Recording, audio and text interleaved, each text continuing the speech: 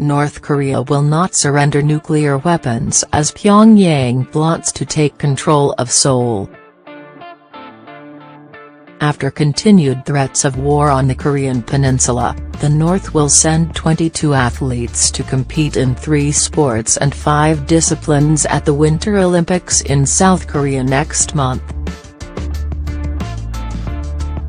The International Olympic Committee, IOC, confirmed that the hermit regime has made plans to take part in the Games, which are set to be held in February.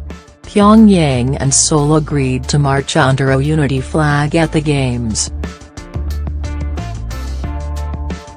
Despite this, fears have heightened this week as Jong-un appears to be not willing to surrender his nuclear weapons. Manning, resident senior fellow at the Atlantic Council, believes that nuclear arsenal is key to the dictator's grip on power.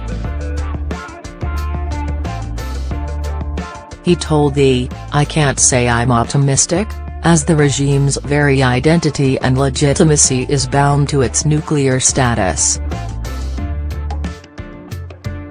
That said, we have never applied anything even close to such comprehensive economic sanctions, which all told, almost amount to an economic blockade. They are beginning to disrupt the North Korean economy, and may be one reason for Kim's sudden olive branch, though part of his motive is to try to drive a wedge between the US and South Korea, a time-honored tactic. Mr. Manning's comments come after North Korean expert Bradley K. Martin warned Donald Trump that his officials should continue monitoring Pyongyang to avoid any surprise attacks. He said, "We should be very wary because North Korea never falters from its basic strategy, which is to persuade the United States to get its troops out of the Korean peninsula or persuade the South Koreans to push our troops out. And then reunite either peacefully or forcefully the peninsula so that North Korea will then control the southern part of the country.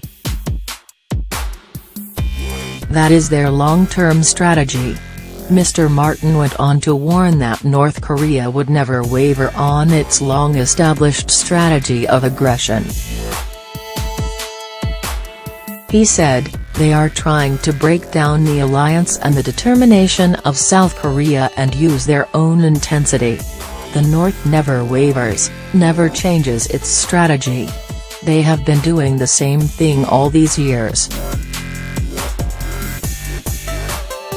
Michael Madden, founder and director of North Korea Leadership Watch, is also certain that the dictator will refuse to back down. However, he believes there are some concessions he might make on his nuclear program. Mr. Madden said, "There are some things that they might be willing to negotiate in that regard, the cessation of nuclear tests, suspending further development of its nuclear assets, no better nukes, suspending certain types of ballistic missile test. But there is no reason, given the advanced development of its WMDs during 2016 to 2017, for complete denuclearization." Meanwhile, a U.S. think tank said tunneling had been stepped up at the nuclear test site near Pyongyang.